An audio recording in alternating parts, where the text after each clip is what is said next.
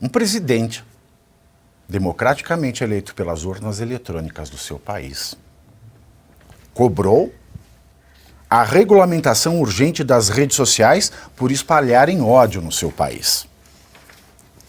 Falo do gato ou falo do Kiko? De quem eu estou falando, tempo? Lula ou Maduro? Hein? A exemplo do que acontece aqui no Brasil, com o governo federal e os ministros do STF, o ditador venezuelano Nicolás Maduro cobrou a regulamentação urgentérrima, ou é urgentíssima, Cíntia Chagas, acho que é urgentíssima, das redes sociais por supostamente, aí a Globo News, espalharem o ódio na Venezuela. Maduro disse que os Estados Unidos não vão determinar a vida institucional do país, acusando os norte-americanos, olha só, hein, onde nós cheguemos. Depois de Elon Musk no Congresso, Nicolás Maduro diz que os norte-americanos, eles não vão mandar na vida institucional do país, usando o TikTok e o Instagram para mobilizar venezuelanos contra ele. Vamos ouvir esta maravilha. ¿Ustedes creen, como expertos en geopolítica, que Estados Unidos aceptaría eso?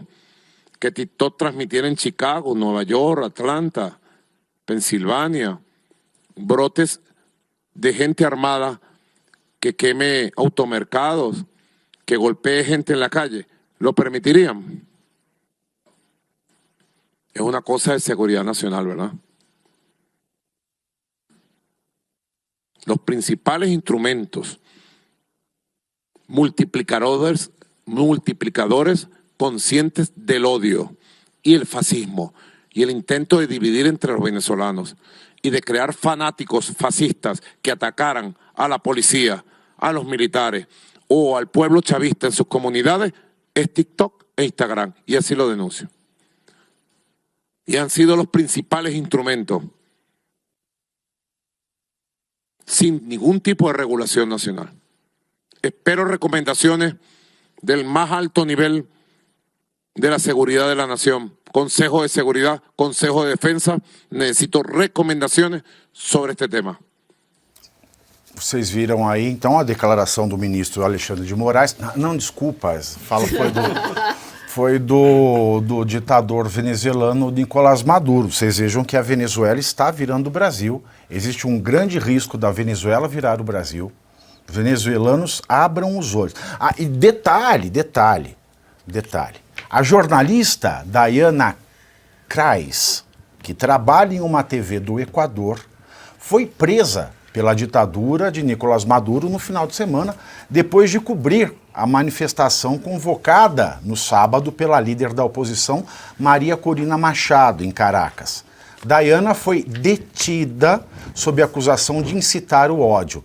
Horas depois, a jornalista foi liberada em um lugar isolado, aparentemente sem agressões, e avisada pelo regime do país para não mais prestar serviços em favor do ódio. Isso me lembra, Geisiane, o que foi feito com o jornalista português, né, com o Sérgio aqui no Brasil. Exatamente. Não foi? Eu ia começar minha fala justamente então por esse fato, porque é isso, né? A gente está falando de Brasil ou de Venezuela? Eu realmente estou completamente confusa, porque o jornalista português, ele veio para cá para cobrir também as manifestações. Sérgio Tavares. Exato, Sérgio Tavares, e ele foi detido no aeroporto pela PF. Detido, né? A palavra é esse, detido. Detido. Assim, não é detido, o Estado chega e te sequestra por algumas horas, e aí até hoje não foi justificado o porquê que ele foi detido. Ele faz a pergunta para o ministro Gilmar Mendes, você lembra disso? O Gilmar Mendes sai do país, ele chega e pergunta para o Gilmar Mendes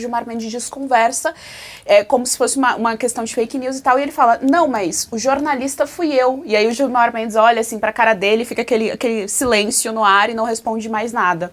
Então, é exatamente o que fizeram com essa jornalista, porque as ditaduras são as mesmas em todo o lugar do mundo, só muda mesmo a região geográfica, mas o modus operandi, ou seja, a forma como ela funciona é sempre a mesma. Essa fala do Maduro, por exemplo, se a gente fechar os olhos, se a gente escrever num texto e colocar no final, e aí, você acha que quem disse isso foi o Lula ou o Maduro? Eu garanto que a gente tem dúvida para responder quem foi que disse essa frase em relação à regulamentação da rede social, que nada mais é do que uma censura, não é regulamentação.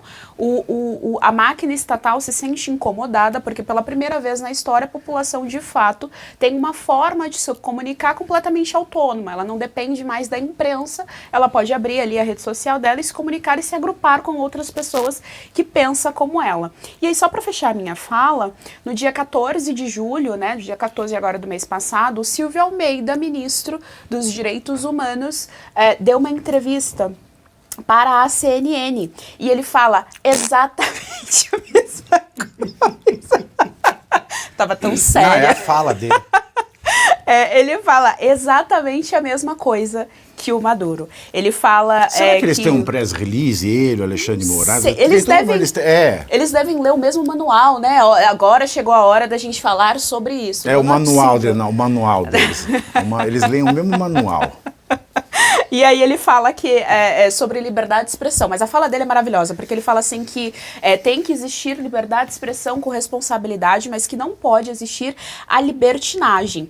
E aí ele faz uma comparação completamente esdrúxula, que é o que me incomoda profundamente, porque ele compara o fato de pessoas se expressarem na rede social com crimes. Então ele fala que a rede social está dando vazão para criminosos, para violência e tal, e não é isso. Nunca foi isso que a direita defendeu, nunca foi. Pelo contrário, a direita, de modo geral, defende sempre penas mais severas para quem de fato comete crime, e não para quem só está expressando seu posicionamento político, porque é senso de proporção, né? Não faz sentido. E aí ele continua falando que ele considera a liberdade de expressão dentro da rede social um problema de saúde e de segurança pública. A gente está falando de um país que não tem acesso a saneamento básico, a gente está falando de um país que pessoas não têm acesso à alimentação, a gente está falando de um país que tem números de crime, de violência, que são equiparados com países que estão em guerra. A gente está falando de um país que tem o tráfico ali no Rio de Janeiro, São Paulo, assim, tomando conta da cidade, e o ministro Silvio Almeida dos Direitos Humanos está preocupado em censurar ainda mais as redes sociais. Então, assim, é completamente descabido, mas faz sentido. Esquerda no poder é isso. Ô, Luiz Arthur Nogueira, teve a passeata da Maria Corina no sábado? Teve, bem lembrado. Aliás, graças às redes sociais, a passeata foi um sucesso. Milhares de opositores foram lá atender a convocação da Corina e protestaram, né? Evidentemente que o impacto foi pequeno, mas as redes sociais ajudaram a espalhar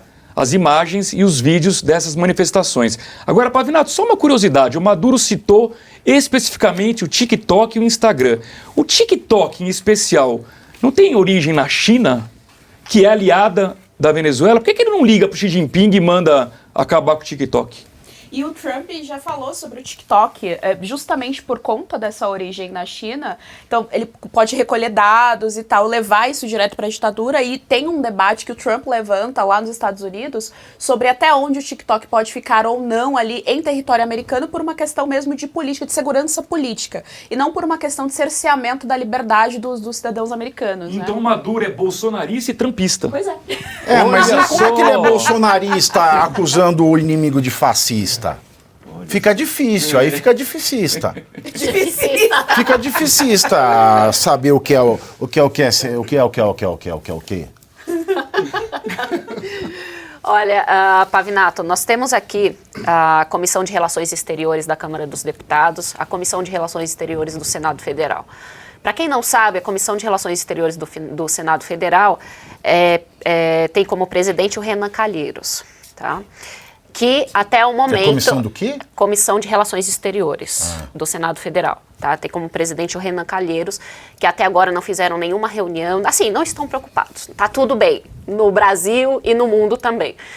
A Comissão de Relações Exteriores da Câmara dos Deputados teve uma nota aqui do Lucas Redeker expressando preocupação com o processo eleitoral venezuelano. Bom, às vezes nós precisamos recompor e falar sempre sobre o básico, tá? Sobre questões básicas, sobre conceitos básicos.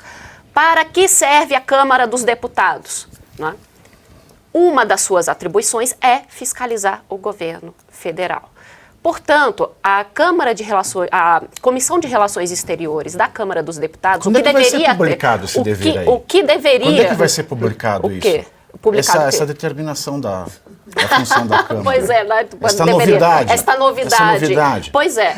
O que vocês deveriam estar fazendo agora, dentro desta comissão, não é só falar que estão preocupados com o processo eleitoral na Venezuela, mas que vocês querem fiscalizar e entender o que está acontecendo com a política externa brasileira, chamar o ministro das Relações Exteriores, chamar, sim, o ministro, não, que na verdade é o verdadeiro ministro, das Relações Exteriores? O Mauro, né? Mauro Vieira, isso. O Mauro Vieira, e claro, porque a gente sempre fala do Celso Amorim, que é o real ministro, apesar de ter lá, que é o assessor especial de relações exteriores da presidência da República, ele é, na verdade, o verdadeiro ministro. O Mauro está ali só para, não é compor, para ser um vaso, que na verdade o Celso Amorim, ele é o verdadeiro ministro. Chamá-lo também dentro da Câmara dos Deputados, dentro desta Comissão de Relações Exteriores, porque vocês não fazem absolutamente nada nesta comissão para defender os valores de liberdade, os valores democráticos desse país. E vocês deveriam estar trabalhando para isso.